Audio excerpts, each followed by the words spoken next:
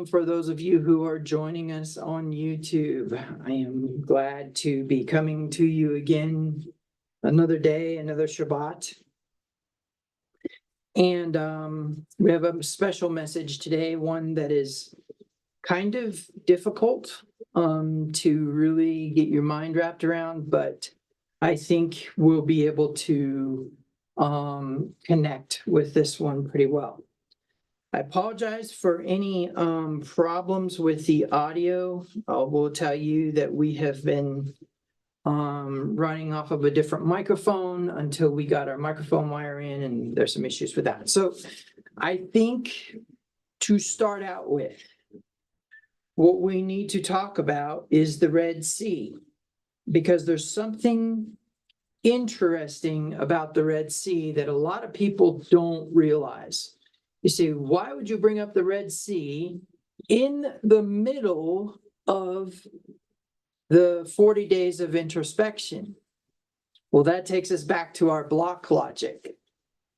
Because how did the Egyptians die? A flood. What flood? The Red Sea closing back on itself after the Israelites had moved across, right? But let's talk a minute about everything that happened there. And this is kind of one of those videos where in the first 10 minutes, you're going to hear the entire answer and you can turn it off. Or you can listen to the whole message. So first of all, let's talk about what type of mechanisms that the Father used to move the people. Okay? We had the pillar of cloud or fire, right? We had the pillar of cloud or fire. We had Moses. We had the parting of the Red Sea. We had all of those things. But what we had first is we had Moses, a man. Now, let me say this. A lot of Christians don't look at the level of power that Moses actually operated in, because they're hyper-focused on Yeshua, even though that Yeshua never really spoke of himself that much, often spoke of Moses, often spoke of the parables of the kingdom of heaven, which we know is within us, so he spoke about us, but not often of himself. Moses was a man. Yeshua was a man. Now, we have this weird divinity issue when it comes to Yeshua in the function of the doctrine of the Trinity, for a number of reasons. But there's some things you need to know. Every aspect of humanity was present in Yeshua. There was only one thing different about Yeshua that is not present within you. I'll explain. So the first thing that we need to do is we need to kind of make an adjustment in our brains concerning the eternalness of Yeshua, okay? So let's first start with the idea of what is the foundations of the earth. Okay, so we have a bunch of people who are trying to renegotiate scripture, trying to force the literal English interpretation upon the intensification of all power in the universe and obligate him to it. And yet in front of us, we have ample scientific evidence of something different than what the American social democratic Christian is asserting upon scripture. Now, you say, wait a minute, I'm not a Democrat. That's not what I'm talking about. I'm not talking about the political element of democracy. I am talking about the belief that you actually have a right to vote. Okay? Now, the premise behind that is irrelevant to this teaching, so I'm not going to get into it. But in its simplicity, the democratic part of this thing was a loss of clan leadership. Okay? And what I mean by that is that there was a point in time where a certain human was more sovereign, more authoritative, and more powerful than other humans. And in the ancient days, we called them masters. And we called the students of those masters apprentices. And we called those who were unlearned. Now, granted, that was exploited, manipulated, whatever, but these masters were clan leaders. They were always the most spiritual, the most prosperous, and the most wise. Now, that also is irrelevant to this teaching, but what I really want to get across to you is before you become offended that I didn't throw conservative into the American mix, what I mean is we stopped having sovereign, authoritative individuals as masters who are wise, powerful, and connected into the supernatural realm be our leadership, i.e., the priest, right? Okay, so Western social democratic hedonistic American Christianity. Okay, hedonistic, do as thou wilt, do what's right in your own eyes. That's what I mean by hedonistic. Trying to shove the King James or worse, and I say or worse because at least the King James was a word for word translation and not necessarily a, well, this is kind of what they meant translation, which is a total translational bias of doctrine asserted into those versions that have that. Now, I'm on my soapbox with this, and the reason I am is because we need to understand that the moment that you try to renegotiate scripture to what you want it to be, you kill a culture, and you kill a language, and you kill a people. And in that process of unaliving those things, destroying those things, we arrive at modern day American Christianity. So before you get bent out of shape about the dates that I'm going to start to mention here when it comes to the foundations of the earth, it is very, very important for you to understand that this is based upon a belief in what's known as a jubilee of millenniums. Okay? The premise is that there is a 7-day week, a 7-year week, a 7,000-year week. And if that is true, then there is a 50-day Pentecost count, a 50-year Jubilee count, and a 50,000-year count. And that somewhere in that cycle, there's a renewing and a resting and a following. We rest on the 7th day, the 7th year, the 7,000th year, etc. Those rests equate to some sort of renewing and change and new processes occurring. Our strength is renewed on the Shabbat. Our crops are renewed on the Shemitah, and our universe is renewed in the 7,000th year. Now, I propose to you it's very possible then that we have 70,000 years, but I'm not going to get into that. But the premise is that those of you who are trying to stuff a less than 6,000 year creation into the mouth of the intensification of all power in the universe are going to be vomited back out. but from the foundations of the earth, the beginning, which would be maybe a whole entire set of renews ago.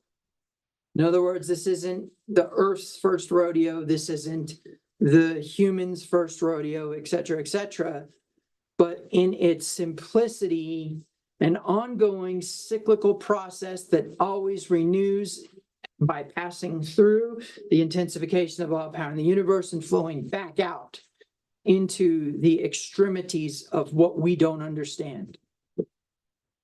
The reason this is important is because when it says that there was a lamb slain from the foundations of the earth, we have an eternal nature. Every year, at the end of the fall feasts, on the 8th day, well, some people celebrate it on the 7th day. We won't get into the splitting hairs of this. At the end of the feast day season, there is a rolling of the scroll from Deuteronomy back to Genesis, and the cycle of the study of the Torah portions broken up by the prophet Ezra and broken up into sections that are daily reading sections that were supposed to occur in the marketplace. Can you imagine that at the Mesa Mall? In the marketplace, a reading of Torah every day, and then on Shabbat, a teaching of it, to the extent that James in Acts chapter 15, verse 21 says, "For from ancient times Moses has preached in the synagogues on the Shabbat." Torah has been taught, expanded upon, midrashed, ruminated by its sheep since ancient times.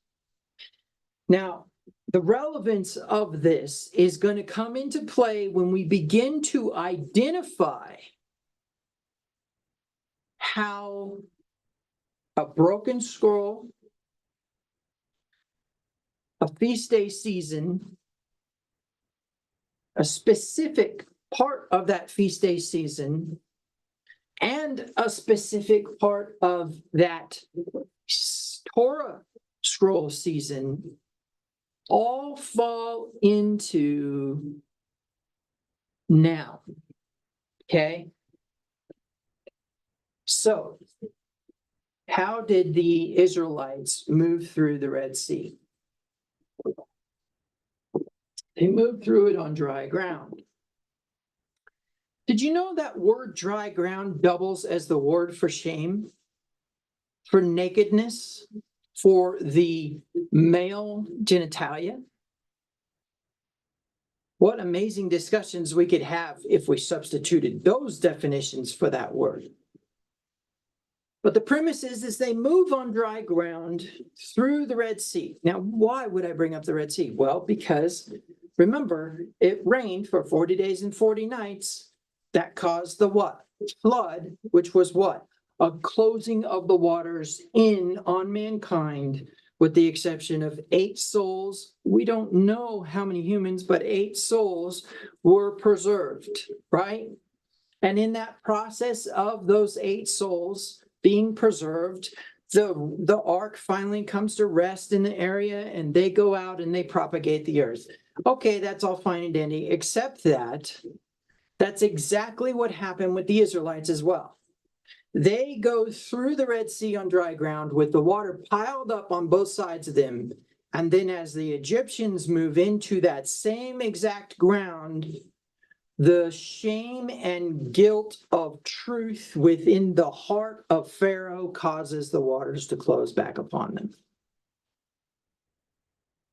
Now, I know that you guys think that the Israelites were protected by that action, but what you don't know is that anybody who would have chosen not to enter into that Red Sea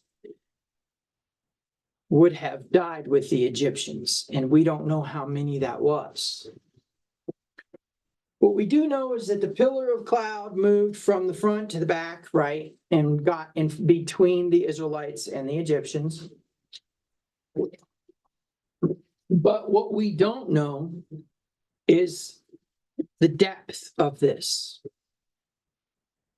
So first of all, the Israelites are delivered out of the nation of Egypt, and they are brought by Moses to this place, right? So why did we bring up Moses, and why did we bring up the foundations of the earth? The reason we did was because it is very important to understand that Torah was broken. And when it broke, there was a liberation that recreated it and began to reestablish Torah. Now, I know this is deep. But the way this works is this is a lesson that I accidentally learned.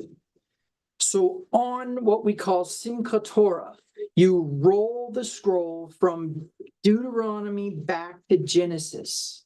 And in that, you begin a new Torah season, and you begin a new beginning of information. And that happens every year, every 360 some days, it happens.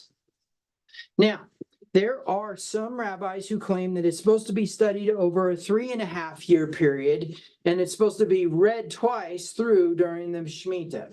I won't get into that. But I will propose to you that there is definitely evidence of a Torah portion and its breaks in Torah itself, and that Ezra used that as a guide to create the Torah portions. It wasn't just some whim of Ezra, nor was it some deterministic proposition by the intensification of all power in the universe to Ezra. In other words, God didn't tell Ezra to break it up, and Ezra didn't just come up with it on his own.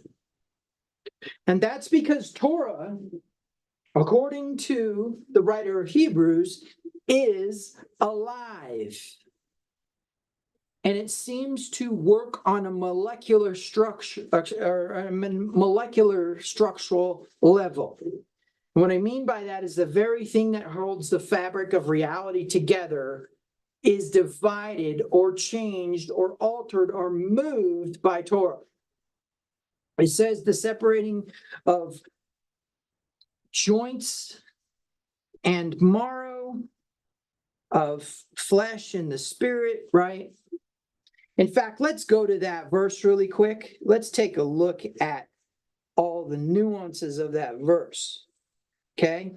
That's going to be in Hebrews chapter 4. Hebrews chapter 4.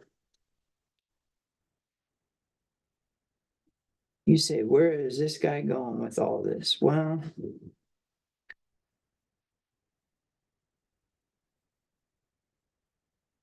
Hebrews chapter 4, not 12. My apologies. Okay, here we go. All right, let's go there. So in the NLT, it says, for the word of God is alive and powerful. It is sharper than the sharpest two-edged sword, cutting between the soul and the spirit, between the joints and the marrow. It exposes our innermost thoughts and desires. Now, what you don't know about this is that this is directly connected into the concept of deliberate creation. That Torah actually is the mechanism that activates the processes of curse, of pestilence and disease. Now, let's talk a minute about that. We have the Samaritans, right? Now let's talk a minute about the Samaritans. The Samaritans was a people who were brought from another country into Israel after the people of Israel, the northern kingdom, not Judah, not the Jews, were exiled from Israel and brought into the northern kingdoms of Assyria. The Assyrian king then brought loyal subjects who would pay tribute, grow crops, raise livestock, propagate their population on behalf of the king of Syria. which is what he requested of the Israelites. And if they would have done it, they would not have been exiled. But they're ripped out of their land. A new group is supplanted into their land, right? Or planted into their land. I don't know if it's still planted. I don't know. And all of a sudden, the land begins to attack them. Hornets, wild beasts, pestilence, and the land itself, plants, were attacking the people.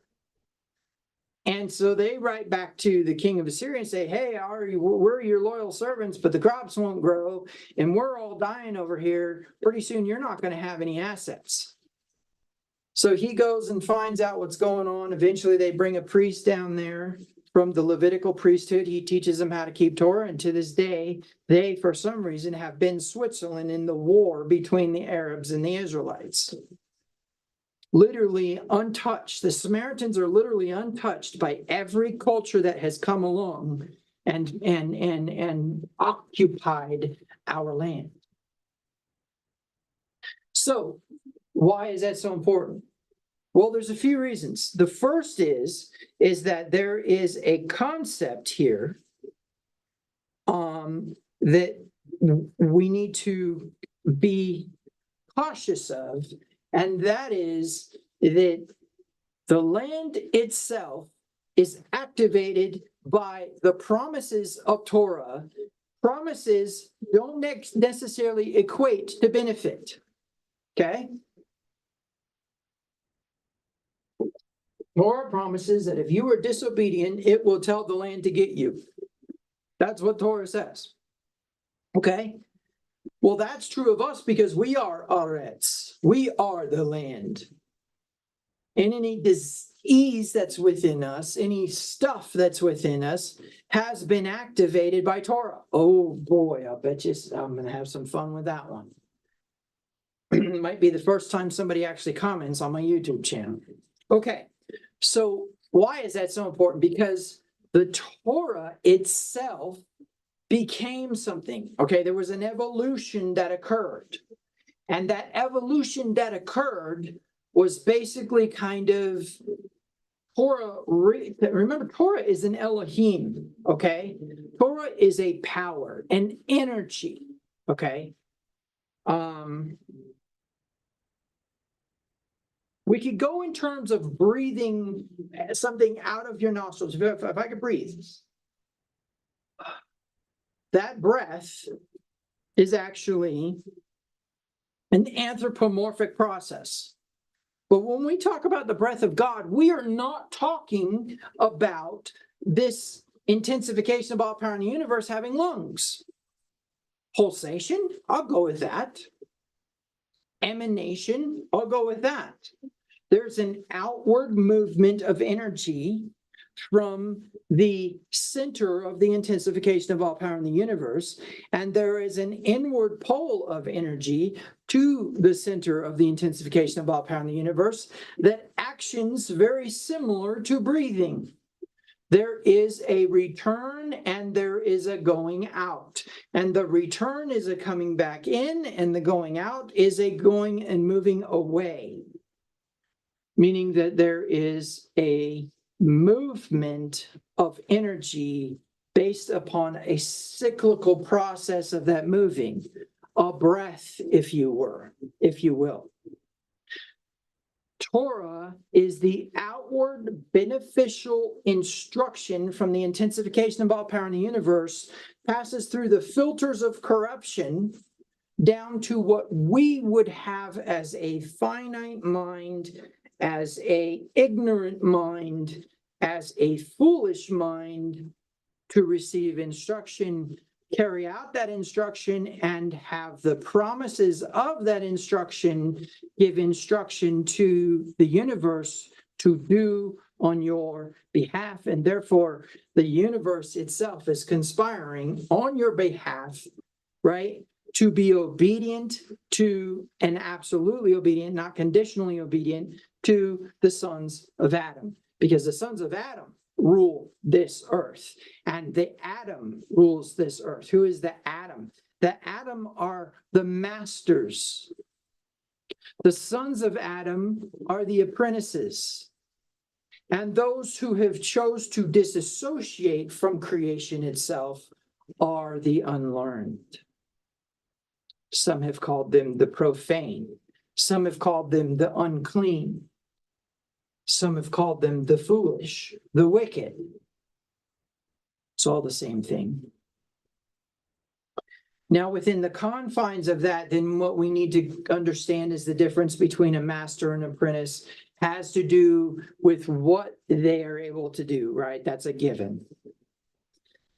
Or what they know. Now, Moses is a master. He has command of the elements. They have come to be obedient to him. And there's a reason for that, and we're going to get into that today. But what you all need to realize is that when the intensification of all power in the universe puts out a force of benevolence, offering a promise of return on investment for right living.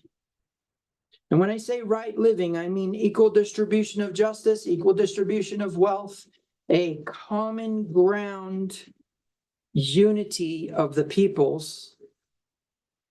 Okay. Social justice.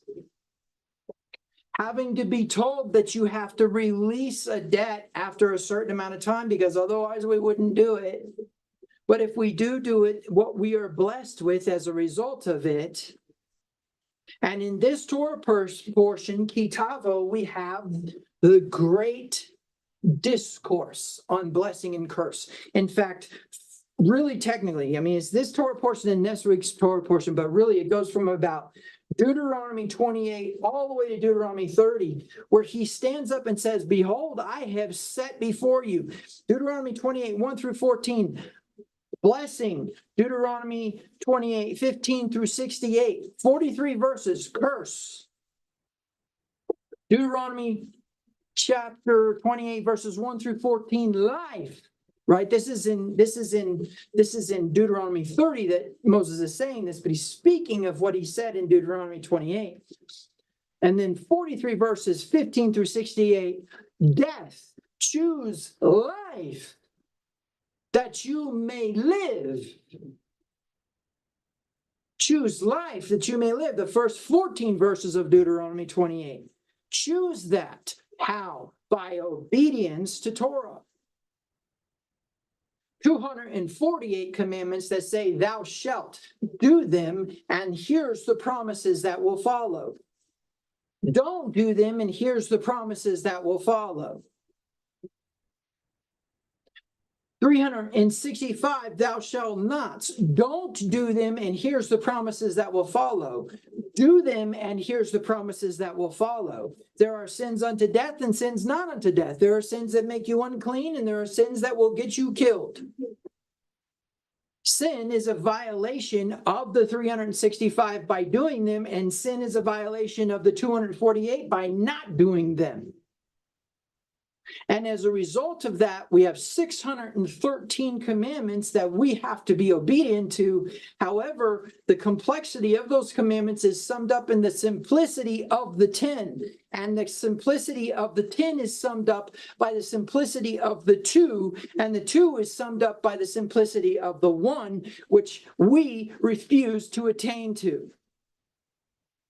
We're stuck in the 613 because we refuse to evolve. We refuse to change. We refuse to accept that what we think is idolatry is not idolatry, and what is idolatry, we continue to practice because we're doing what's right in our own eyes, which is exactly what Israel did in Judges, which brings up the cycle of Israel, which activates the Yeshua principle. I could go crazy with this. But the premise is that as we move forward into this season, we have a function of the lamb that was slain from the foundations of the earth being different from the man, Jesus, who stood on this earth. You say, how is that possible? I will explain. He is the firstborn among many brethren. Anyone who walks according to the Spirit is a son of God. A son of God is an apprentice to an Elohim. Let me explain. It is an energy training to become an energy. It is potential energy. It is the glass that is half full. We're waiting for it to fill. When it's filled, then that's a master. That's a Elohim. That's an Adam. That's a ruler of these realms of heaven and earth. A son of God rules the heavens, and a son of Adam rules the earth. But they're just apprentices for the masters, the sovereigns, that can tell the sun to stand still, that can make an axe, an iron axe, float in water, that can resurrect the dead, that can heal the sick, that can make the blind see, the deaf hear, that can cause a leper to become clean, that can heal your mind. That is an Elohim. That is a son of God. And Romans chapter 8 says all of creation is eagerly, with birth pains, waiting for the revealing of the sons of God, the revelation of the sons of God, waiting for them to wake up. And when they wake up, they shine. And when they shine, they demonstrate something different than what we're encountering right now. But here's the important fact. All of us can do it. Yeshua sat there, walked on water, stepped into the boat, kicked it in the boat, whatever. Peter did too. Big whoop, right? Yeshua is asleep in the boat, wakes up, tells the wind, shut up. Literally says, shut up. And the wind stops. And they say, what manner of man is this that he commands the wind? And he says, don't marvel at this. Why are you shocked by this? Greater things will you do. Greater things. Okay, so that's not quite what makes him the Yeshua principle. That's not quite what makes him the Messiah. Elijah healed the sick. Elijah resurrected the dead. Heck, Elijah's bones resurrected the dead. Right? Elisha. Sometimes I'm not clear on this when I speak. Okay. Why is this so important? Well, we need to understand the man Moses as powerful, if not more powerful than Yeshua. Now, oh man, did I just put another one in there that might end up in the comments? And why do I say this? Because Moses writes Yeshua on a page that activates the Aretz within us and within the very soil of the earth. He places Yeshua on this earth first as a set of written instructions. But there's a point in time where Torah, in its understanding, realizes that they were not going to listen to Moses. As for this Moses, where has he gone? And here they are. Here's the rabbis in, I don't know, it's like 208 BC. Says, it may have been later than that, says, we will not even listen to the signs of the heavens, for Torah is here on earth, and we are the masters of it. Not knowing what they had in front of them. So the lamb slain from the foundations of the earth determines that it needs to become an example, which we have interpreted into a passive, judging, so basically passive aggressive, technically, judging manifestation of a bloodlusting God. Instead of understanding that it was the example of Torah instruction. The Torah became flesh and dwelt in a Sukkot with us, tabernacled with us, dwelt in a Sukkot. Sukkah, with us. Dwelt in a temple of the Holy Spirit with us. And he was the firstborn amongst many brethren. We are that, brethren, sons of God. Son of God does not function as a singularity. Yeshua was not special because he was a son of God, because that's everybody. Yeshua was special because Torah decided to become an example for us so that it could activate the aretz within us and have those promises manifest within us. Deuteronomy 28 coming alive within us. What is a kneading board? A fruit bowl? What is children in the kingdom of heaven? What is being the head and not the tail? What is the enemy attacking one way and fleeing 7 ways within us? Torah activating within us. But here is a part that is extremely important. Paul says, Paul being one of those uber master prophet guys, right? Resurrects the dead, does all those things that he does, says, those who suppress the truth is who the wrath of God is poured out for. But then later says it's not the wrath of God, but the kindness of God that leads us to repentance. The wrath of God is stored up for those who suppress the truth. How can they suppress the truth? They have to know it. And if they know it, then they are not the profane. They are not the unclean. They are the circumcised. They are those who know but don't do. They are those who know but do. 365 don't do's and they do. 248 do's and they don't. That's who suppresses the truth. And this is what it says. They're without excuse because what has been made is a Torah. In other words, you can suppress the scroll all you want. You can pretend like it was done away with all you want. The very rocks are crying out and are activating. And if you accept the data that has been compiled concerning the Shemitah, concerning the judgment of this American social democratic hedonistic Christianity, then we can accept that the very land itself is crying out against us. We right now dwell in a cursed land. Now, there's a reason why this is important, because Moses, as an Elohim, not a son of Elohim, not a B'nai Elohim, but an Elohim, a power in and of himself, demonstrates through the activation of elemental control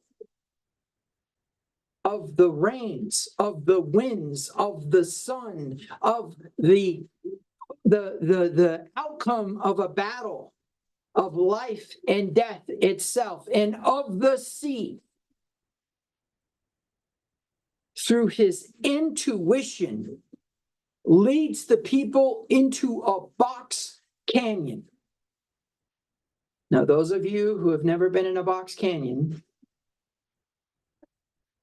it is quite the experience to go to a place where everything around you is taller than you, and there's a dead end, and the only way out is backwards.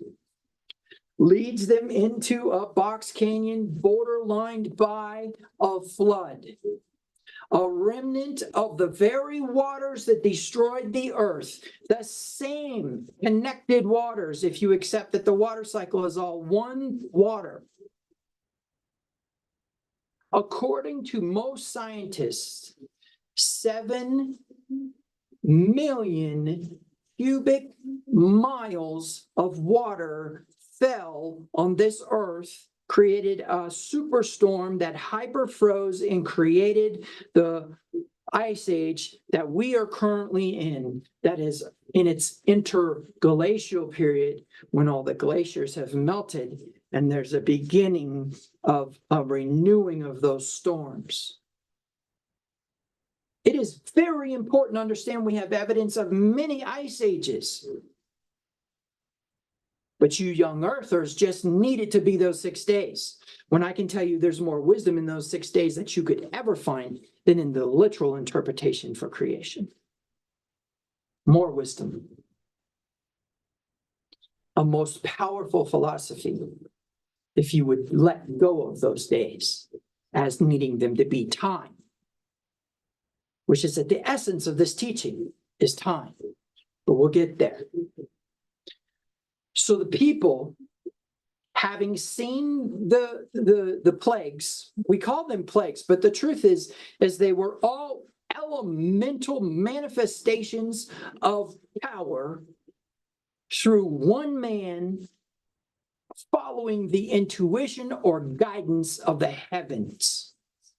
The voice of the intensification of all power in the universe moving him in a certain direction and him being obedient to that instruction and bringing about elemental changes to the climate.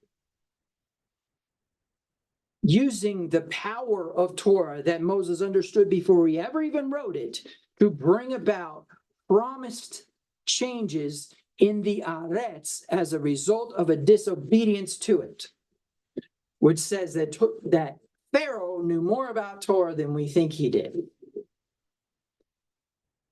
But as we use that, when we talk about being in Christ, when we talk about being a Christian, right? We don't accept that that's the very power and promise of Torah. The energy or soul of Torah is present within the ability to do those things because there's promises made. And if those promises are activated, whether they be positive consequences or negative consequences, those promises are activated on the same mechanism. Adam knew this mechanism. Noah knew this mechanism. Moses knew this mechanism. Moses wrote it down. Abraham knew this mechanism. And this mechanism creates something different within the Elohims of earth and heaven. Remember, heaven and earth are powers. Powers that are subject to us depending on the level of faith that we have. Now, the reason why this is so important is not because of some weird magic that we're missing out on, but because of our purpose and our potential here on this earth.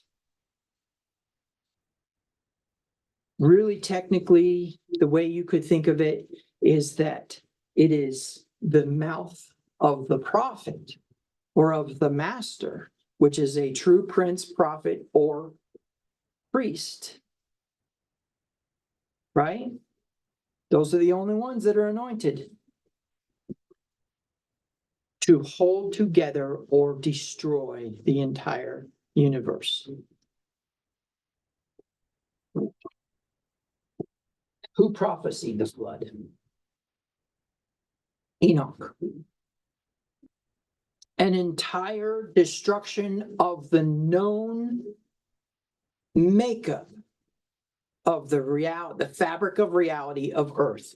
It says the foundations of the deep were broken up. That has nothing to do with rain. You know what that has to do with.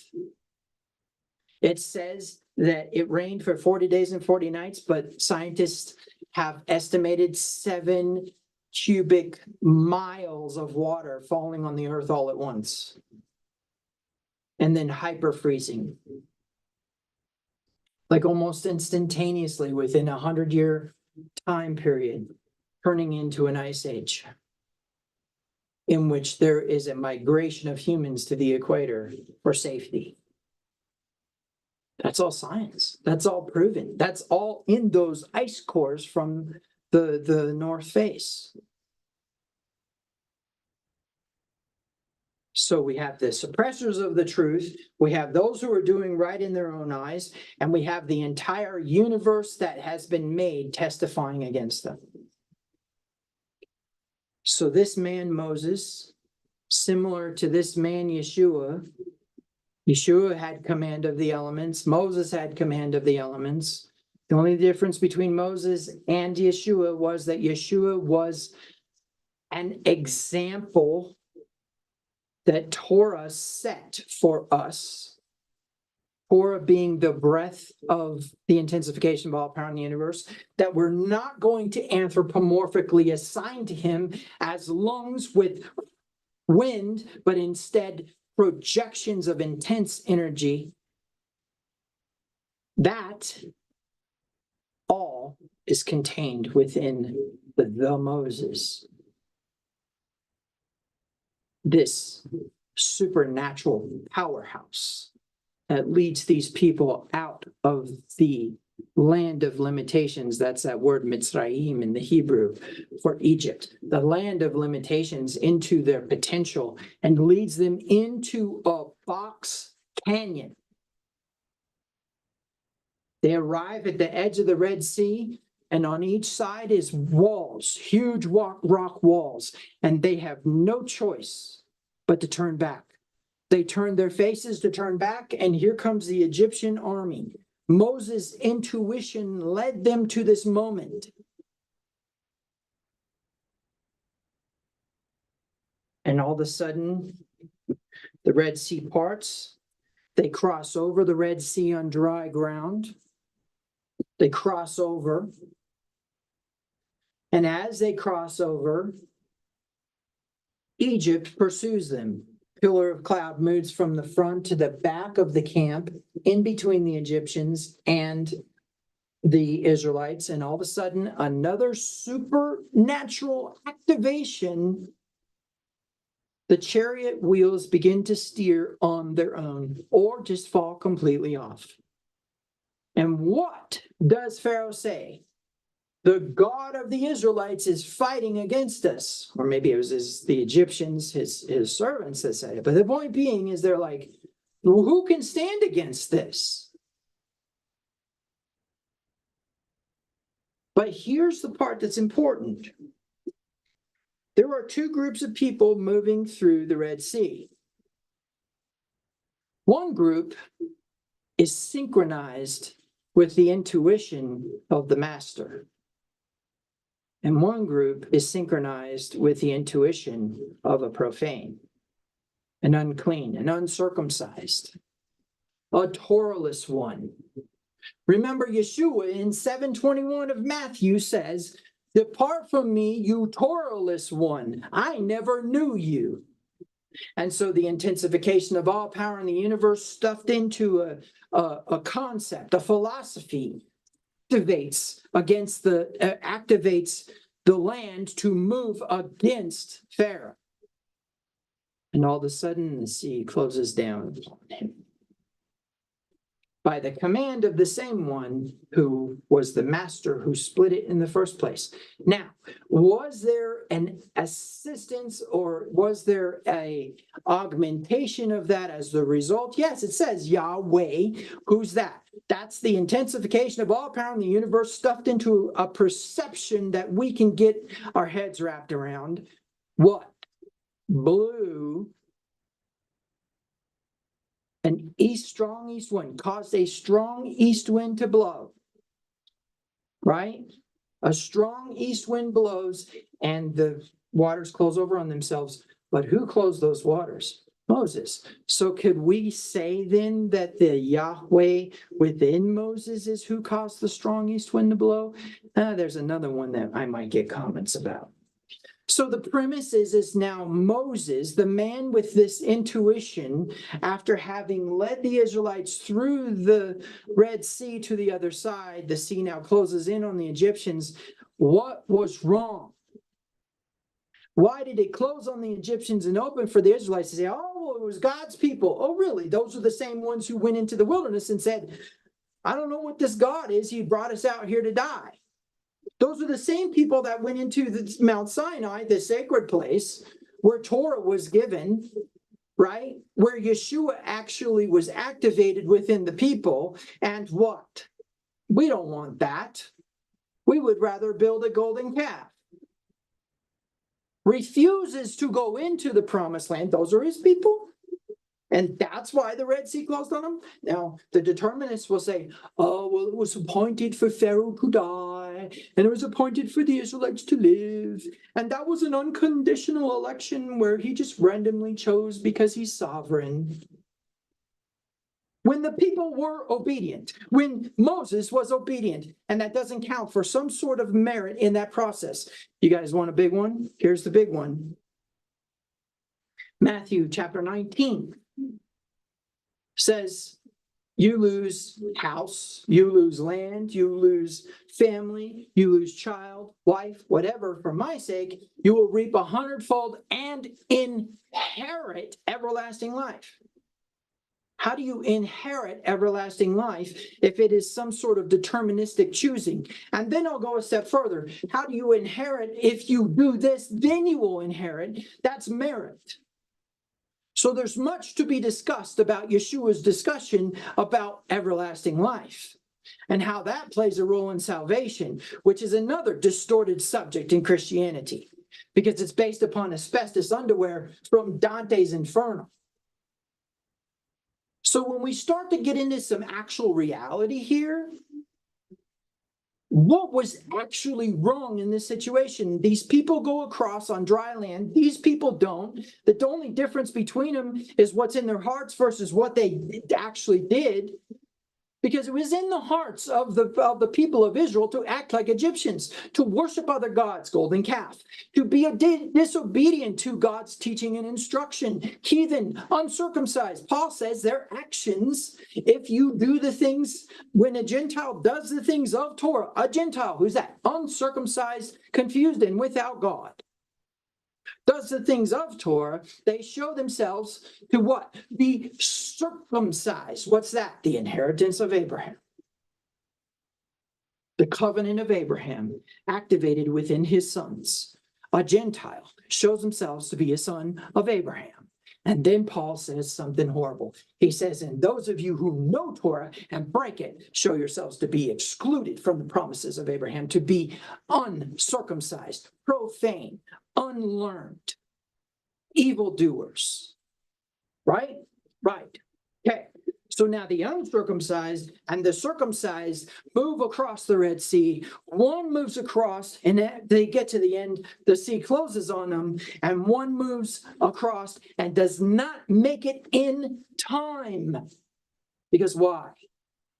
Because they were out of sync with the natural order processes of what was going on. The people of Israel were following a man of intuition versus the people of Pharaoh were following a man who was profaned, uncircumcised, confused, and without God. They were out of sync with what Paul said was the natural order processes. He said, when you come into alignment with the natural order processes, you will receive instruction from Torah through that which has been made. Pharaoh did not do that. And that lack of synchronicity cost him his life. Now, why is that so important? Because I'm going to tell you right now, the people of Israel are out of sync with the natural order processes. I'm going to tell you right now that our timeline is screwed up. We are out of sync. We are either way ahead of of what the guidance is, or we are way behind. You see, the people of Israel, when they come to the Red Sea and the Egyptians are behind them, do they cry out in such a way as to activate the Torah within the Aretz and cause it to come to reality? Or do they cry out in fear?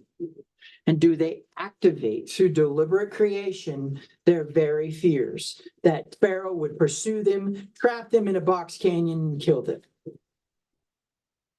But in sync with the elements that had come into obedience to the man of intuition, a first Yeshua, a Messiah of sorts. Why? Because number one, he changed their status from slave to free. He changed their status from sons of Adam to sons of God.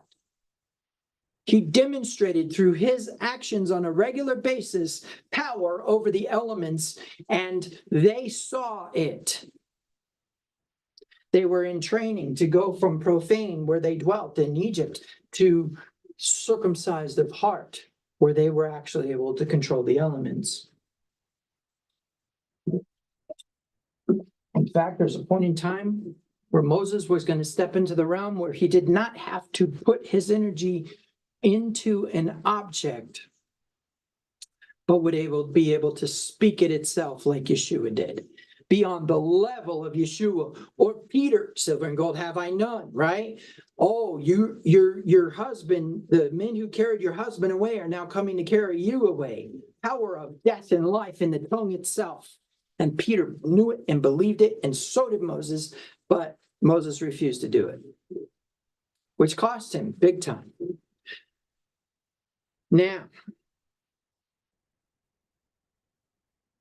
the only thing that separated Pharaoh from the people was his willingness to listen to the man of intuition, the master, the one that the elements were being obedient to, even in Pharaoh's land.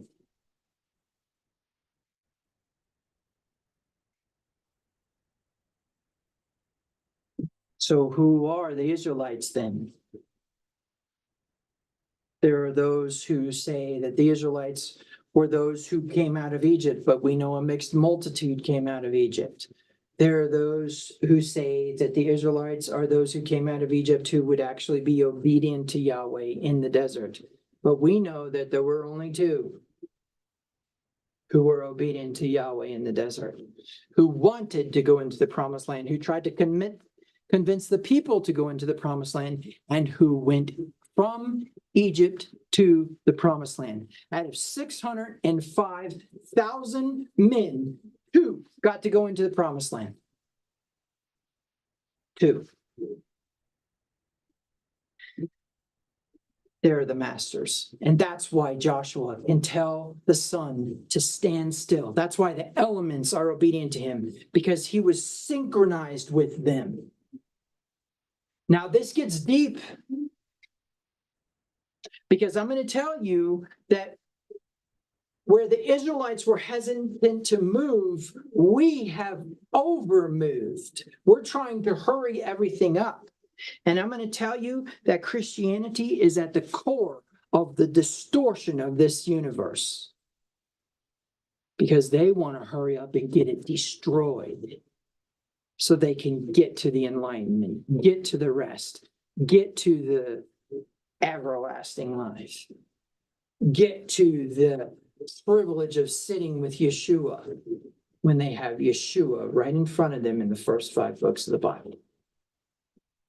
That same group of written words became a human being to show us how to do what it is we claimed we could not do. That we, on a regular basis, as Christians say, is unattainable. Oh, the reason why the law came was to show us that we couldn't keep it. What kind of hogwash garbage is that? That is some of the most asinine stuff I've ever heard of. Yeshua wasn't always tempted but did not sin. What does that mean? That means in every aspect of 365 don'ts and 248 do's, he did it perfectly. And if he wasn't always tempted but did not sin, it is very, very important to understand he could not have been better than us. He just made better choices. Because if he was in any way, shape better than us, then his merit could not make us have the imputation of the righteousness of God. If he was capable of not sinning as a result of being some extra divine thing, then he does not equate to the sin and payment that we needed to have. He couldn't pay a debt if he couldn't be tempted the way we're tempted and be capable of it. He had to be capable of it. He had to be a man who was hungry. He had to be a man who had a desire for a woman. He had to be a man who had a desire for material items and had to overcome all of those temptations. Remember, it says we are led away of our own lust, and when lust is conceived becomes sin, and sin, when it's fully grown, becomes death. He was always tempted, but did not sin. And he made him who knew no sin. That means he never was acquainted with it. He made him who knew no sin to become sin for us. All of the existence of sin, of humanity, from 50,000, 10,000, 7,000 years ago, 5,000 years ago,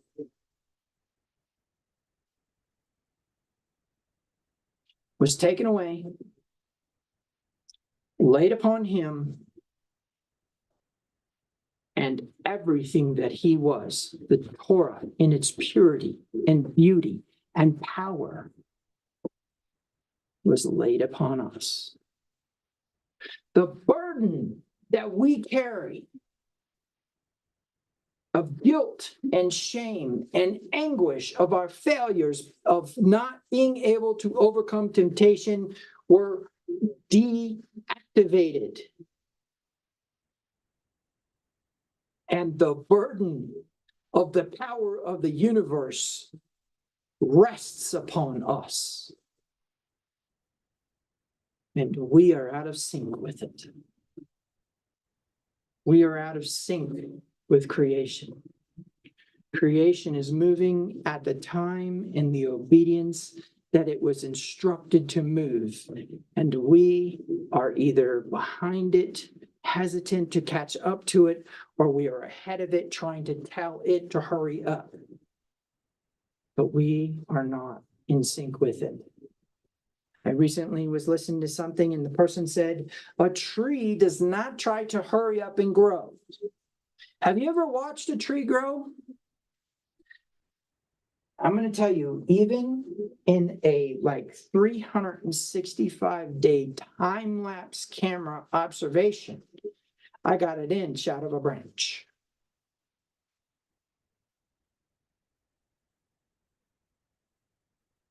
And yet, when we're not looking, the leaves come out, the leaves go away, the leaves come out, the leaves go away, the leaves come out, leaves go away, and 30 years of our lives have passed, and the tree has only grown maybe 2 or 3 feet. What if we slowed down that much?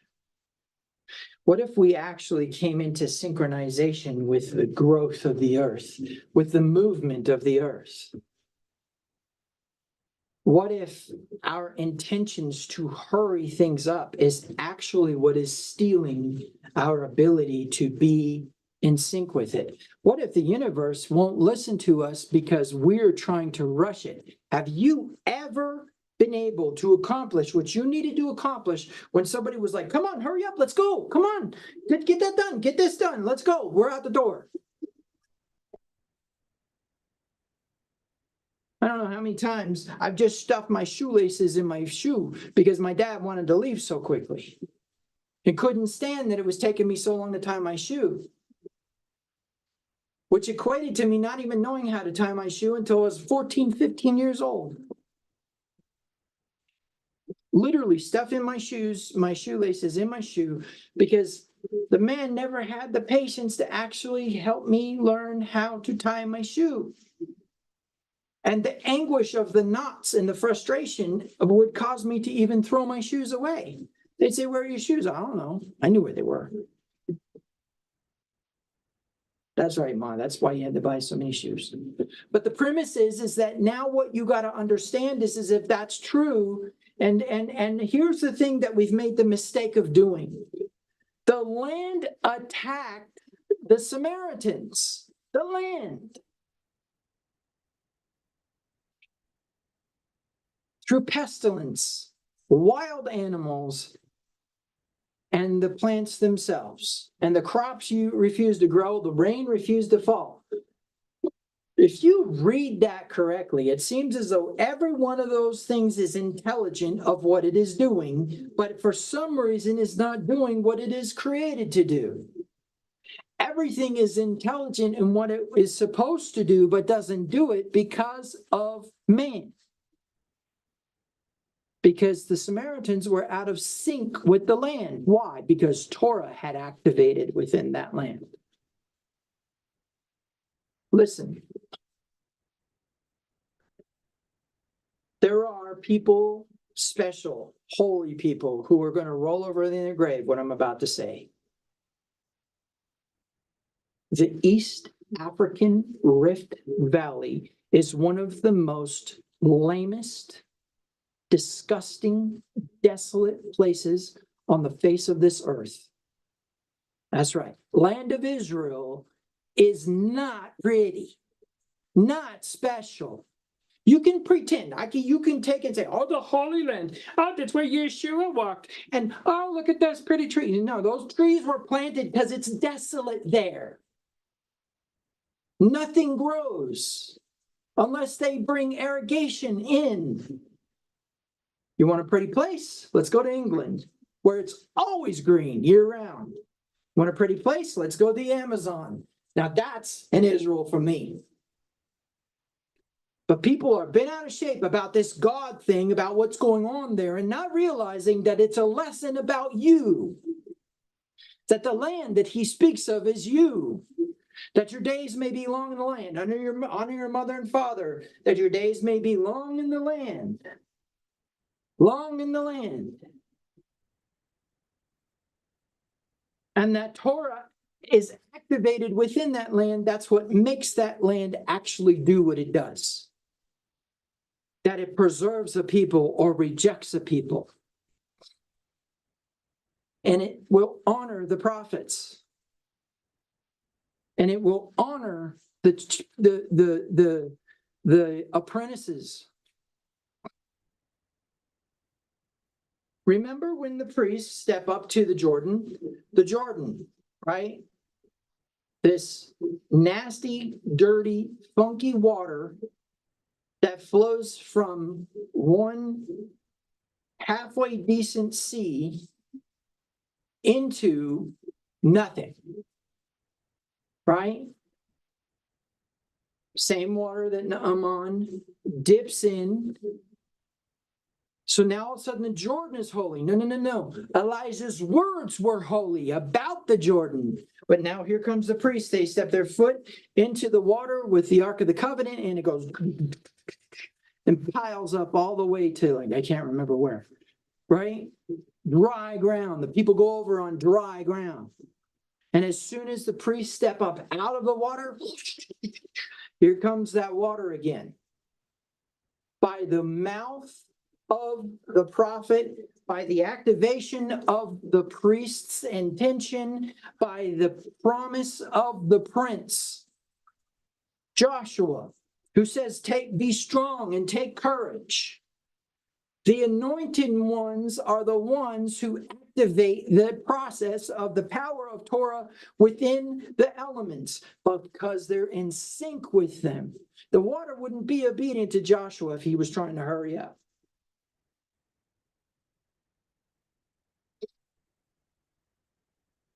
I would have gotten to about the 15th year of Joshua's life in the wilderness while all these people are being idiots and have already screwed up his promise and been like, forget all of y'all. I'm going to go be a hermit in the desert. And maybe, just maybe, I'll continue in my journey, right? Joshua perseveres all the way to the end, becomes a true prince, an anointed prince with some of Moses' spirit. Remember, some of his spirit rested upon him, not all of it. And whoosh, goes into the promised land, takes the promised land. Promised land was promised to Abraham. So you have to be a circumcised son of Abraham to enter the land, which somehow becomes an issue on the chopping block at the Jerusalem Council.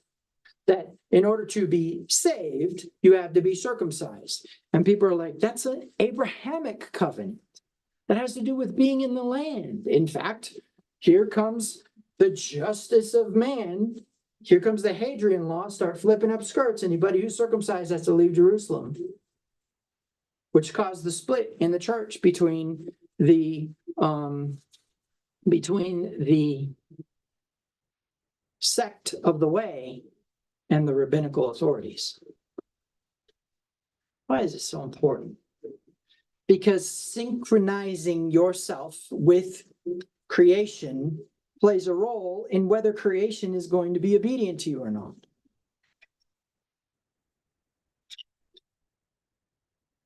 And it's going to have to do with slowing down or speeding up, depending on where you're at.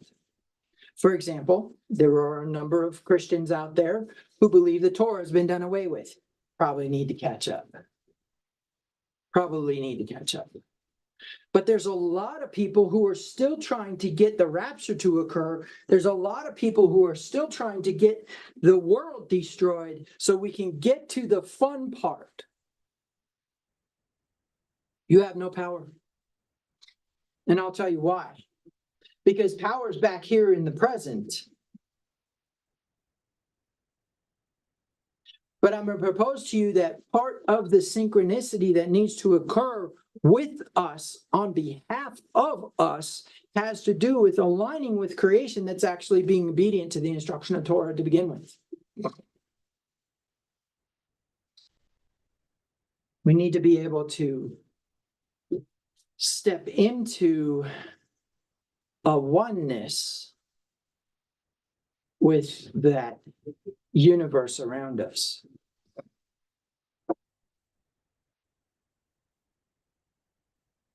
There's two things that happen in a human being when they go on vacation. Number one, they become nomadic, and number two, they become tropical. It's a rare thing that a human being has a desire to go to a place that has less moisture than they had before, but instead has more moisture than what they had before. And furthermore, it has to be as temporal as possible. People have a desire to return to a place where the trees grow, where the water flows. A need to go to a place where nature speaks and says, slow down. Now, why is that so important? Well, because when we're talking about the Red Sea being linked to the 40 days of introspection, which is actually a flood to destroy the earth, remember block logic here.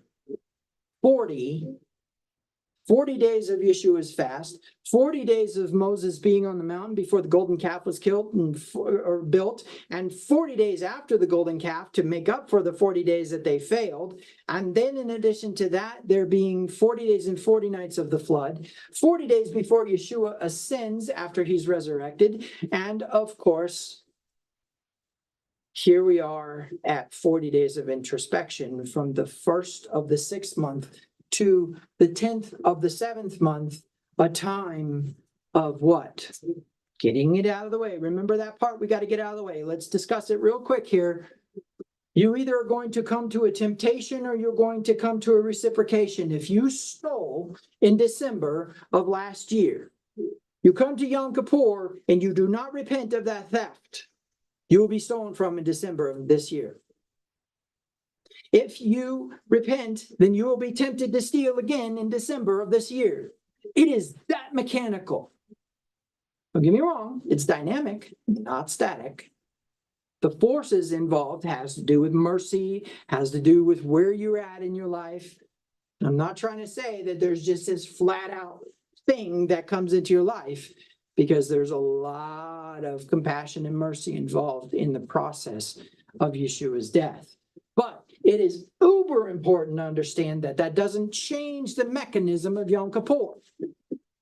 That doesn't change the extreme of the law that says eye for an eye, tooth for a tooth. So now as we move into December, you're either going to be tempted or you're going to be stolen from. And as we move into December, you're going to what? Overcome or not overcome. And if you overcome, then next December will come the opposite of being stolen from. An increase in what you were tempted with. Receiving what you wanted in the first place.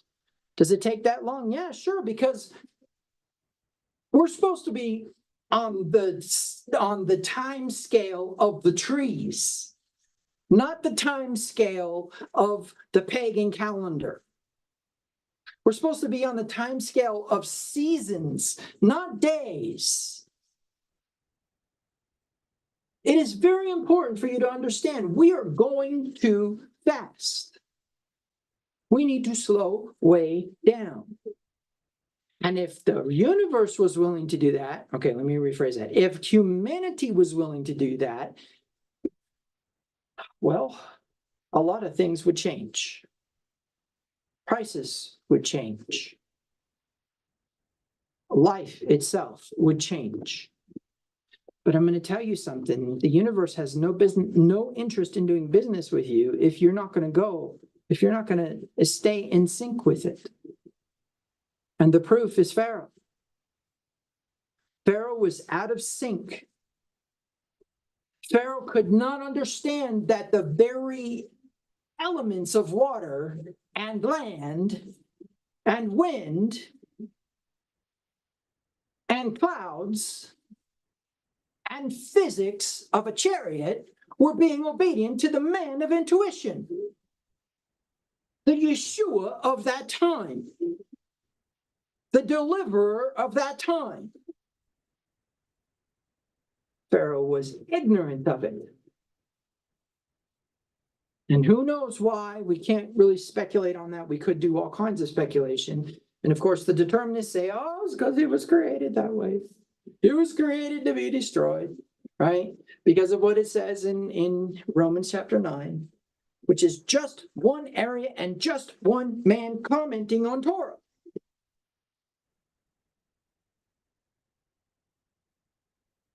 We have to slow down. We have to slow way down. We are going through life so fast, and we are so out of sync that our power is way back there, probably on the side of the highway with a sun out. We need to slow down. We need to lower the tempo. We need to start to move back into a realm that the birds are in sync with, that the animals, the beasts of the field are in sync with, that the fish of the sea are in sync with. We need to slow down. Does that mean that we get technology out of our lives, get 2 buckets of rice and 2 buckets of bean and go live out in the countryside? No. Guess what's going to happen this week while I slow down? I am going to use technology. And guess what's going to happen next Shabbat? I am going to turn on that digital camera and this digital system of cameras. Slowing down does not mean that all of a sudden you become a prepper. Coming into sync with the wind, with the rain, with the birth of an animal. Slowing down to the gestations, to the germinations. Stop trying to force them to get there quicker. You need to wait for things to happen. You need to wait for growth. Because then when you do, it will recognize and say, oh, there's one in sync with us. I'm willing to be obedient to that. Because it is not their timing, It is the intensification of all power in the universe timing based on the pulsation that he's putting out in the first place, that it's putting out in the first place. We're out of sync with it. I believe that some of the reason why there's no healing, some of the reason why there's so many sick and there's so many obese and there's so many diseased people in this country is because we are the fastest country in the universe. We are the Flash Gordon of sin. And the sin is not disobedience to Torah per se. There's thou shalt nots and the thou shalts, but the sin is the thing inside of us that's trying to make it go faster. It's the Millerites, right? Standing on top of the rooftop in their white robes in the 1800s, trying to force the rapture to occur. No rapture occurred. They're trying to get it over with. It's kind of like, when you're sitting there and you do something bad and you're out and about, and your dad says, when we get home, you're getting it, boy, right? And so now you're like trying to get the day over with, right? The rest of the day sucks because when you get home, that's what's going to happen. And so you're like, can we go home yet? Can we go home yet? Right? I want to get it over with. I want to get to the other side of the spanking because then we're done with it, right? That's what it's like. And here's the irony of that parable is what we don't realize is that by trying to hurry it up, we miss out on the day that we had that opportunity to be present with all the way through. Whatever happened that day didn't exist because we're trying to get it over with. Now, here's the fun part. What if you weren't going to get a spanking, but you thought you were going to get a spanking and you're trying to get the day over with? What if dad never said, you're getting it, boy, right?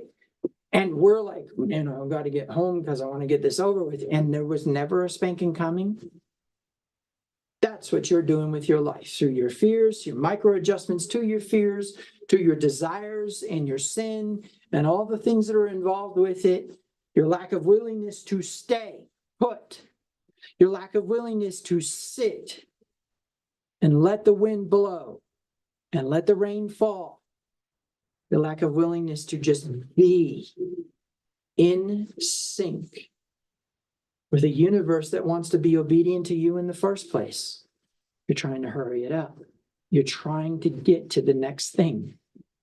I know sometimes I will be sitting there and I will say, because I'll drive from one destination to another, and the destination I want to get to is something that I'm anticipating will be a great experience. And so I will drive in traffic, and I will weave in and out of traffic, trying to get to the front, and I will hint at the fact that the person in front of me needs to go faster, and I'll push.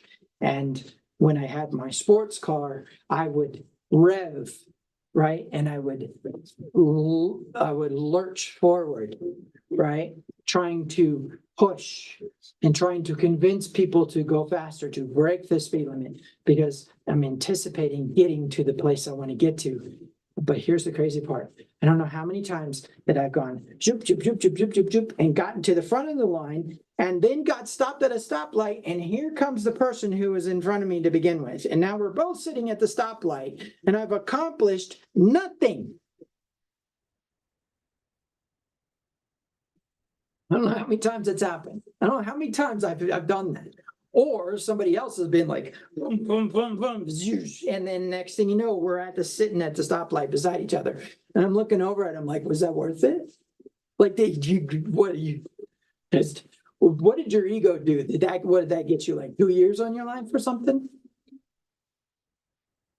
When the truth is that even if we went 5 under the speed limit, we would still get to our destination, but I wonder what we wouldn't miss.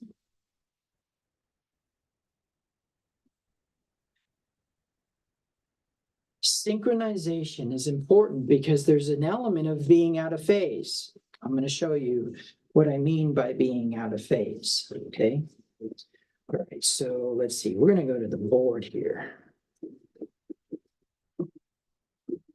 So you guys remember, and I don't know how the shotgun mic is gonna react to this sound here, so I'm facing away from it, but hopefully you can hear me.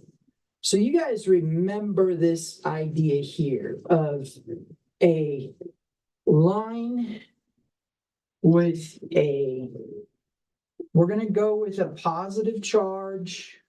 Do a different color here. We're going to go with a positive charge and a negative charge, but this could go the other way, and we can potentially do that. And then another line in parallel with it with a positive and negative charge. And as an entity of energy is moving in that direction, and that entity of energy is moving in that direction, then we actually have a magnetic field around that energy moving in a certain direction, following that path. And I don't know if you guys recall, but this is Maxwell's theory on magnetic fields. And then we have another field moving in this direction. And what it is doing is creating, whoops, I put that one backwards.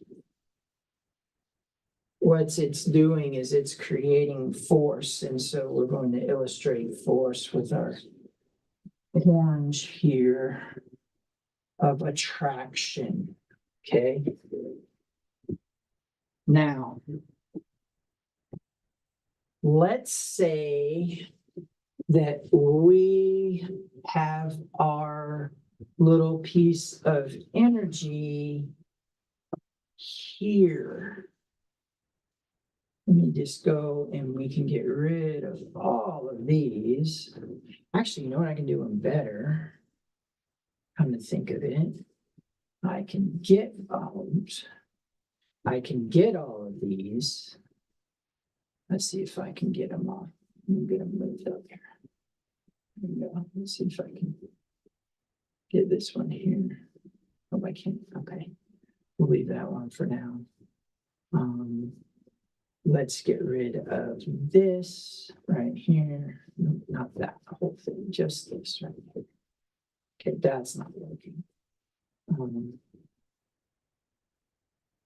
Give me a second to get this a little bit better. And let's just go ahead and get rid of this, and we'll get back to our blue, draw our line, right? Okay. And then we'll kind of illustrate the rest of the arrows.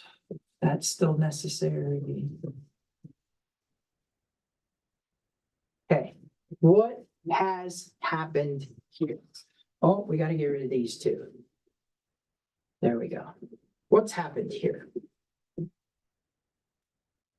What has happened is these two are out of sync with each other. They still have their magnetic field. They still have their attraction. They still have the force of attraction to themselves. They're still moving in the same direction, which means that they still have all of the potential to attract themselves to each other. But here is the problem. What's the problem? The problem is that this little guy here is behind this guy here. Let's see, let's name these so that we can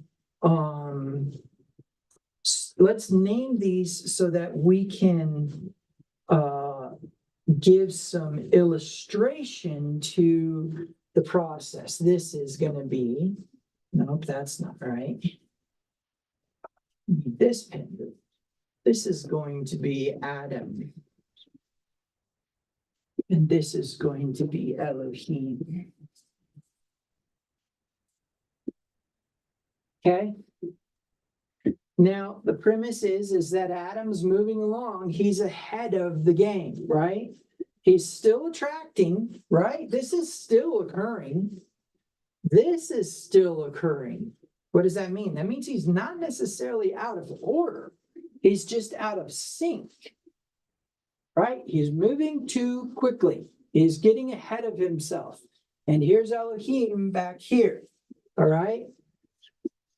So what's occurring with the attraction? Well, it's not as strong. It's still happening. These two lines are still moving towards each other, right?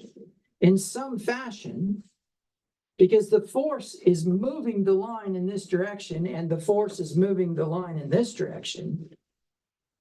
But here's the intrigue.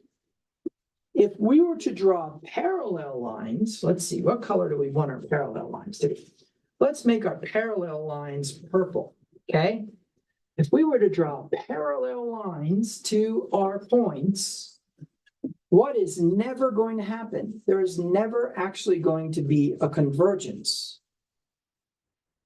And the reason for that is as this line begins to move more in this direction, and this line begins to move more in this direction, if we follow the vector of force, this line is moving in this direction, and this line is moving in this direction, they never converge. These 2 points right here are not echad. They will never actually connect with each other. And what do we call this? We don't call this disorder because why? There's still a magnetic force.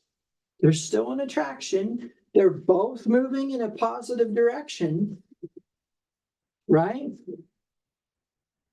We don't call this disorder. What we call this is disunity. There will never be a divine oneness. The law of divine oneness says that things attract to each other and then become one. I will, one of these days, again, light my candles and join them together to show this unity.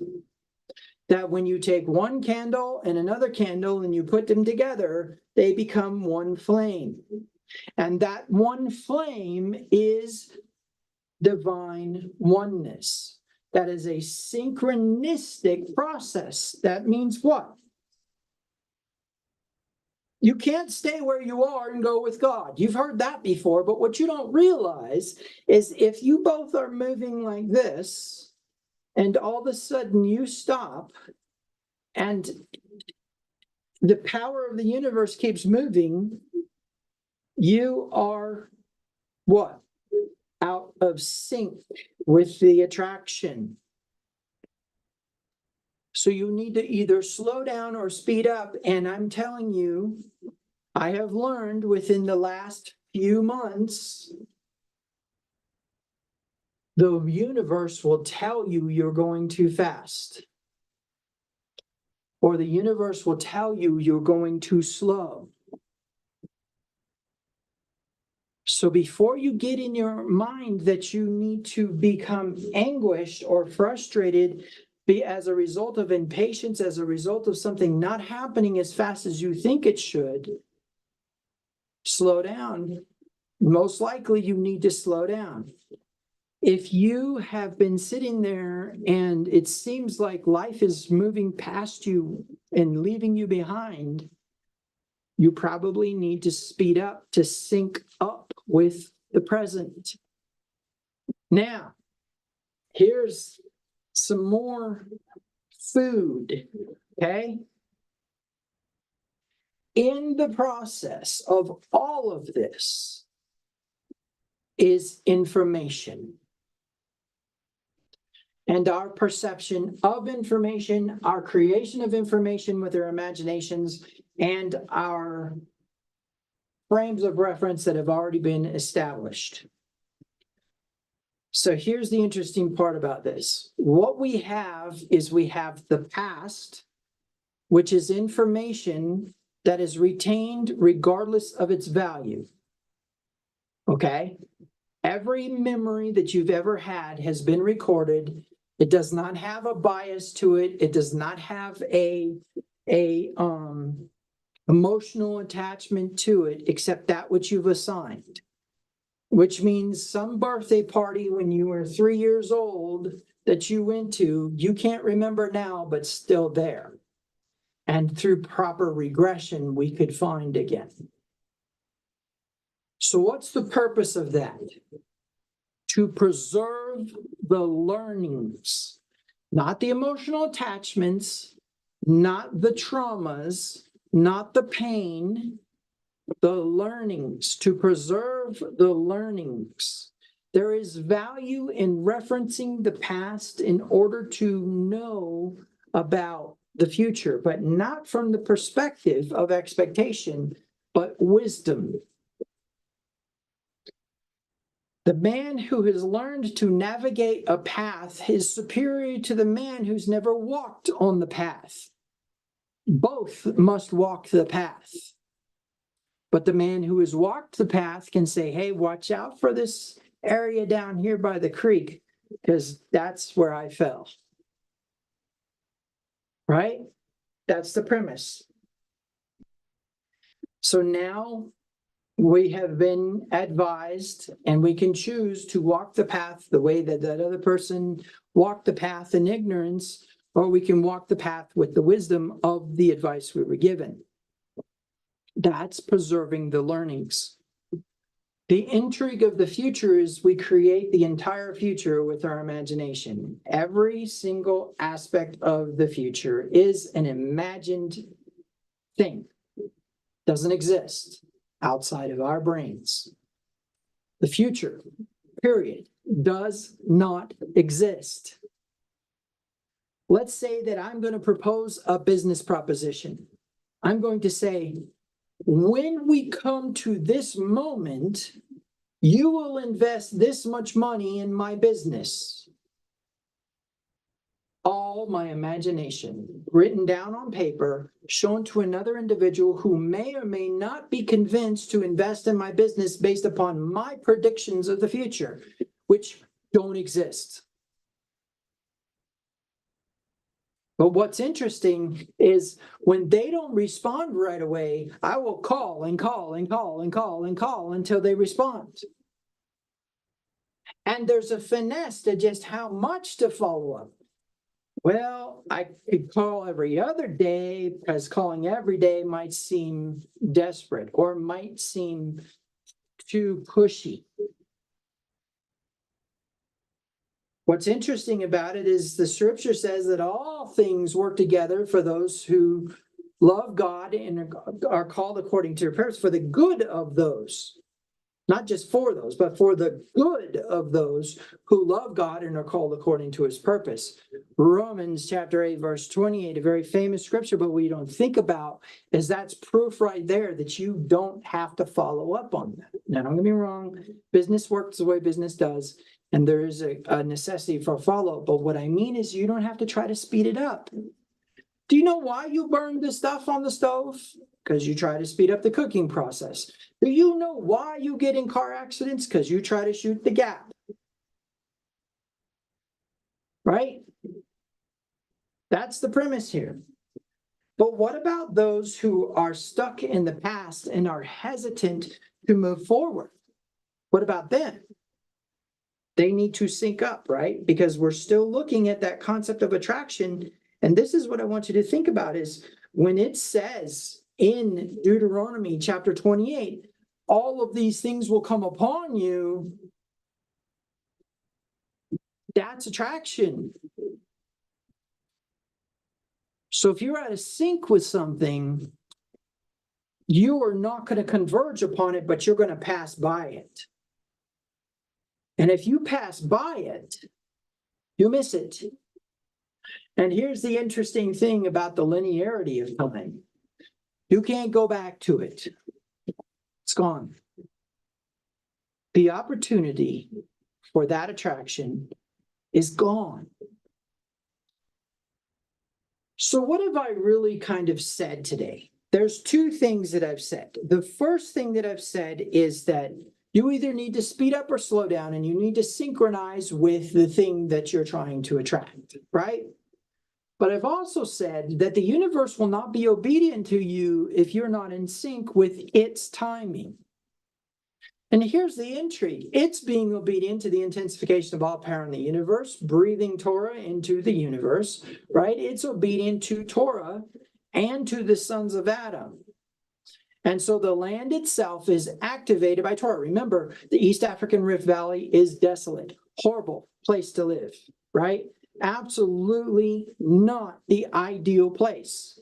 Now, maybe at some point in time it was, but for whatever reason, the East African Rift Valley that starts at the top of Turkey and runs all the way down to Madagascar is a horrible, horrible, desolate place. Not beautiful, not comfortable, hot and arid, dry, lacking moisture. Not an ideal space for living. But because Torah was activated within that land, it is the holy land, and it will honor the Torah. And whoever dwells there has to and will always be subject to the commandments of Torah. Did that happen in this country? According to Rabbi Kahn, yes. According to Rabbi Kahn, a covenant was made with the intensification of all power in the universe, and this land has that same activation of Torah upon it. Which begs the question, what is the land doing to us right now? What is the land doing to us right now? I've also said that if you're not in synchronization with the wind, it's not going to obey you. Of course it's not. It can't even hear your voice. You're not even on the same wavelength, right? The wind's here, you're here, wind can't hear you. But when you're here, the wind can hear you, and you can hear the wind. Remember, we're dealing with Elohim here. We are dealing with powers, pockets of energy that have intelligence and are obedient or are not obedient to the sons of Adam based upon Adam's disobedience or obedience, but are obedient to the commands of Torah, including the Torah who came and dwelt among us. The Lamb that was slain from the foundations of the earth that postdate all of these elements. But don't think these elements are only obedient to the Lamb that was slain from the foundations of the earth. That's a whole nother element of who and what Yeshua was. Torah was broken, and a resurrection needed to occur to Torah in order for Torah to be able to activate and operate correctly within the universe. At Simchat Torah, I was rolling the scroll. And as I'm rolling the scroll, I'm tightening it. And there's another person holding it. And I'm rolling it, pulling it tight, rolling it, pulling it tight. Well, we got to like maybe, I don't know, Numbers 22, let's say. And all of a sudden, the glue that holds that page there will let go. And the Torah goes snap, a loud snap, because we were pulling it tight. And the scroll goes right, and the other side goes, and they were separate from each other. I had broken Torah. And the only solution to that was to get a new one. Same words, same kind of glue, same size, same font, same print, same intention of the heart, but a new scroll. I propose to you that Torah was broken. Torah was broken. And when it was broken, a new scroll had to be produced. And that new scroll was Yeshua. And that new scroll had to go through the death, burial, and resurrection to prove its eternal power as the breath of God. Not an anthropomorphic, lung-infused oxygen movement, but instead an emanation that moved in a certain timing Okay? And synchronization with that emanation and timing plays a role in your power, your energy, your ability to supersede the physical laws of this universe. Moses, the man of intuition, led the people who were obedient to him through the Red Sea on dry ground. He led them through the 40 days of introspection. And as he led them through the 40 days of introspection, those who chose to not follow the man of intuition didn't realize that the very elements of their own objects, their own personal property, their own possessions, were more obedient to the man moving away from them than to their own owners. Do you all see the level of obedience of the elements of reality to Moses versus to the ones who actually governed them? If you can get your mind wrapped around that, the waters of the Red Sea, the land that was dry, the wind that blew, the chariots, the cloud that went between the Israelites, all elements of a physical reality were all conspiring together in unity against Pharaoh and on behalf of Moses. Not the people of Israel, because they were just as wicked as Pharaoh. And Moses even says that in Deuteronomy. He says, you're not going in the promised land because you're good people. You're going in the promised land because the people that are in there are worse than you. Wow. And the Red Sea, the chariots, the dry ground, the pillar of cloud, all did that on behalf of those people because of Moses, a master, not an apprentice.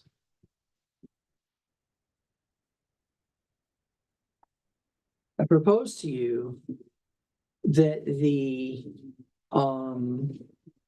masses of humans who are just sheep and not a shepherd will follow after that which has the most authority, and authority is established through the sign of authority. Either I beat you in battle and now they look to me as the leader, or I caused water to flow out of a rock and they honor me as the leader. But the clan leader was sovereign, and what the clan leader said is what goes. And the clan leader was honored by the entire universe that was present around them. It was not on behalf of Israelites that the Red Sea split, but was it being obedient to Moses, to his intuition and to his instruction. And that which he wrote down then was infused into the land itself that was the promised land, to where the people of the Samaritans could not stand against it. No matter how much they tried to subject the land would not obey them until they began to what? Honor Torah according to the teaching of the Levitical priest who was sent back to teach them how to honor Torah, and to this day they go untouched. There is still a Samaritan people and nobody messes with them.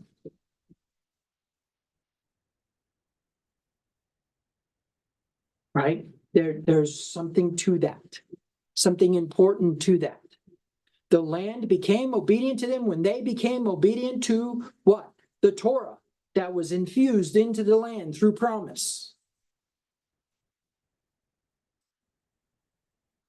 We need to get this. We need to realize how out of sync we are. And we need to slow way down, or we need to speed way up. And I propose to you that a majority of us, in fact, the majority that's going to destruction as a result of being in that process of going too fast, needs to slow down. But there are some who need to catch up.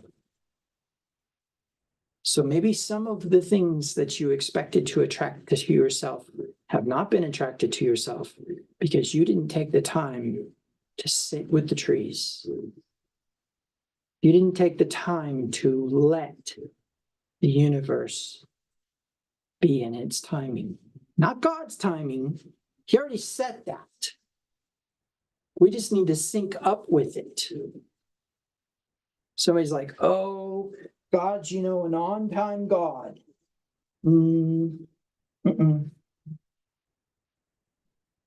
No, I think the intensification of all power in the universe makes adjustments of time based upon how much we need to actually be in sync with it.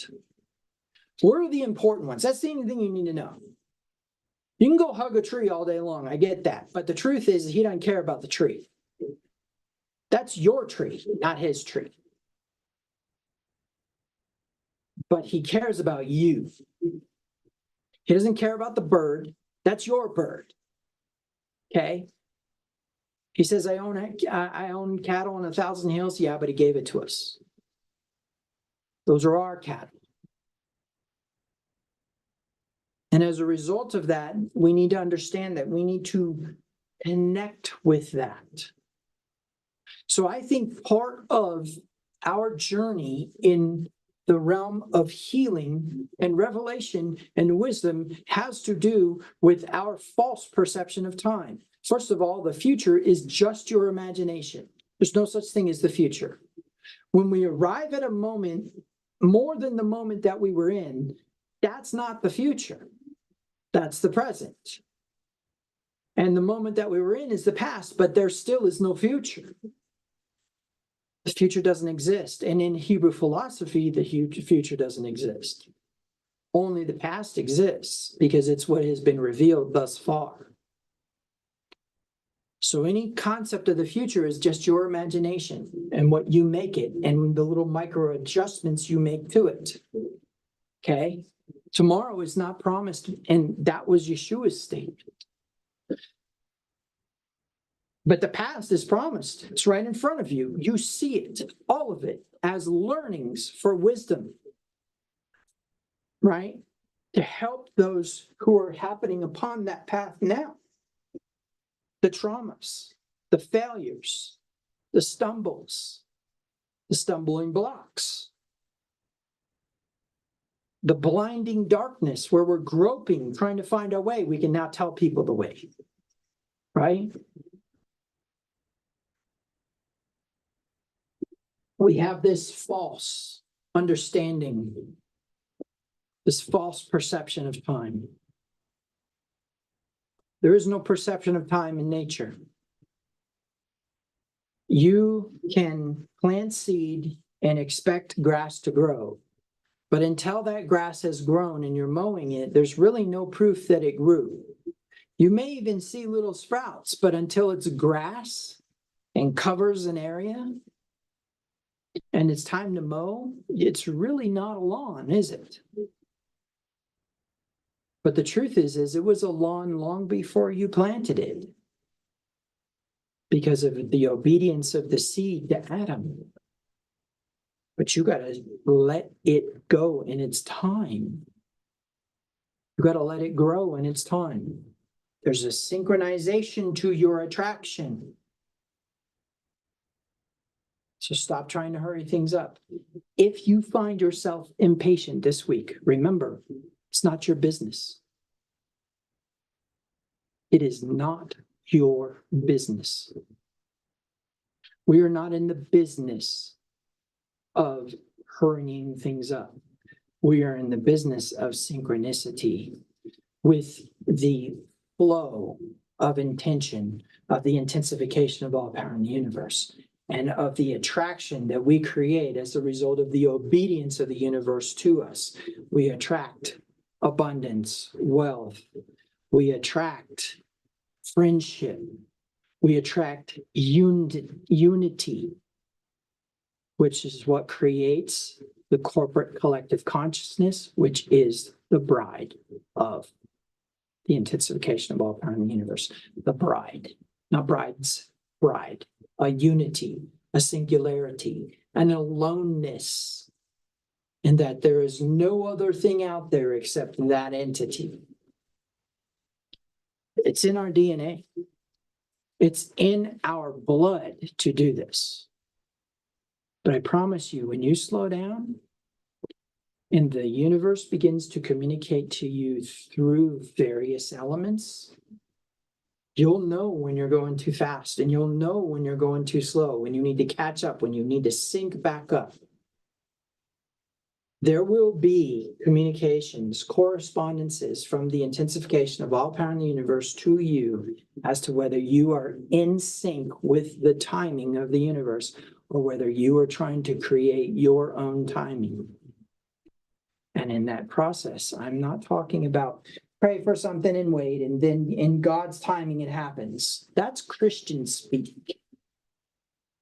What I'm talking about is that there is a flow, a river of reality that you cannot see, but you can perceive, that you can either be in the flow with, or you can try to be going faster than, or you can be resisting. And any one of those plays a huge role in what happens to you next. And any one of those plays a huge role in the 40 days of introspection. Because why? That's the time to sync up. Why? Because according to the folklore of the people of the Bible, this is when it all began. This is when the foundations of the earth began, which means the Lamb was slain right before it. This is when all of the actions of reality began to become formations. This is when participation of the sons of Adam and the sons of God activates. Like I said, you got to take your time, right? You got to take your time and get rid of the temptation or get rid of the sin, right? You got to take your time and get that out of the way, which is just an intention that you're going to overcome it the next time you're tempted with it, because that's what's going to happen next. Or you're going to reap the consequences of it, and you're going to have it happen to you. Those are your options, nothing else. But if you are on the path that you've already overcome something, then next year after Yom Kippur, when the angels and the books and all this stuff happens, they'll say, "Oh, yep, in December he's going to have a blessing because he overcome the temptation to steal." Get that out of the way. Set your intentions to overcome, or that you have, or be content that have a clear conscience and be content that you did overcome, and so expect the reward, or be dumb enough to go through Yom Kippur and not set your intentions and be stolen from. Okay? That's simple. Out of the way. Now, what's the rest of introspection about? I just showed you a version of it. How Pharaoh was this close to the will of Moses, that the entire universe was conspiring on behalf of Moses, who had a compassion for the people, to be obedient to Moses, a master, and Adam, according to Paul.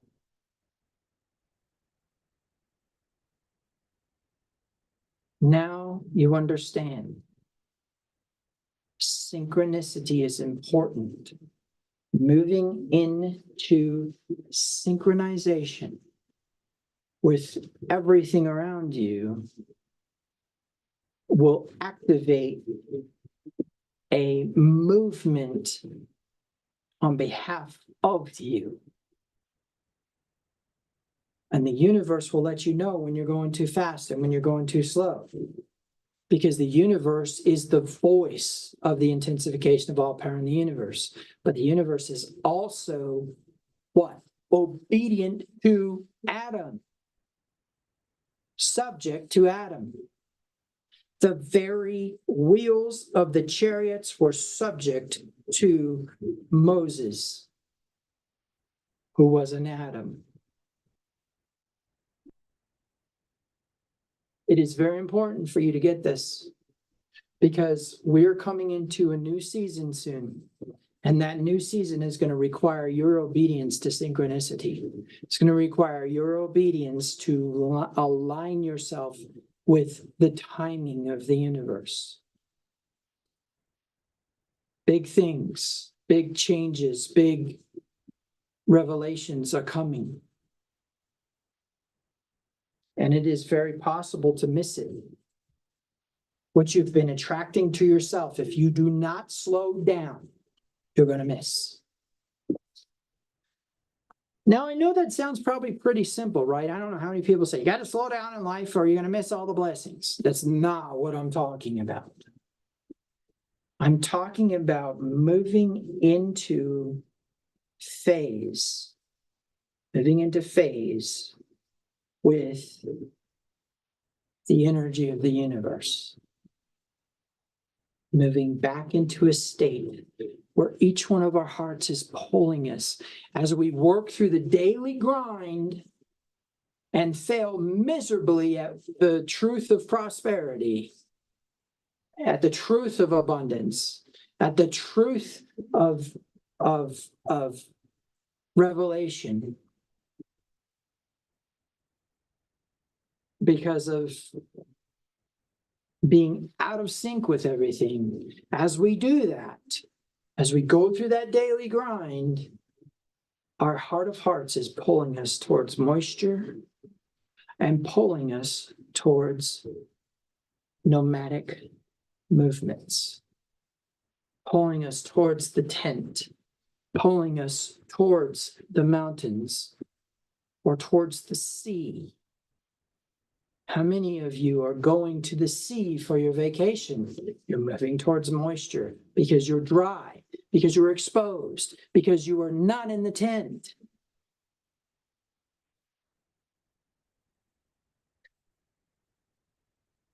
Our hearts speak what we actually want and need from this. And I think that's the most important element of this process. You have got to start aligning with the things that are already obedient to the Creator, because they're actually being obedient to us. We're so out of sync with it. I don't know how to put this, but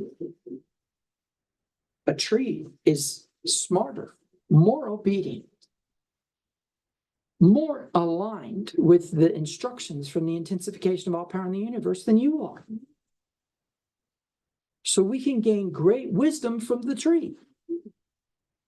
If you go sit with the tree and slow down enough for it to grow with you, I don't even know what that would be like. My whole concept of time would change. I would stop caring about the rise and fall of the sun and the circle around the sun. And my whole life would be about the next leaf that grew. It'd be so strange. But it's really what we need. And what we try to do when we go on vacation, which is a relief from the daily grind, which is a violation of the natural order processes.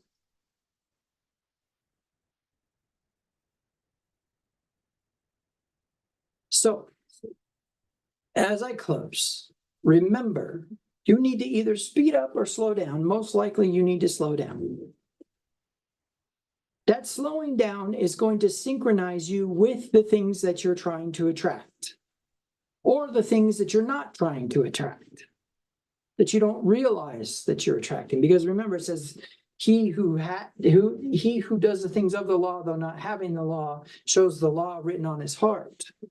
A Gentile is confused with God and a pagan, right? A Gentile is somebody who is not in covenant. A Gentile is somebody who does not have the promises. If they do it because it exists within them to do it, and they've synchronize themselves with it, because that which has been made speaks of Torah. And part of that which has been made, from what I can tell, from what I've looked at, as I've been out in the wilderness, wondering, what in the world am I doing here? When can I go home? And found myself sitting amongst trees that were growing at a rate that I could never fathom that timing. I did observe right in front of me, not instantaneously, but as a matter of a double take, leaves changing. 1 minute they were green, a little bit later in the day they were yellow. And I was like, I didn't notice that happen, but it happened.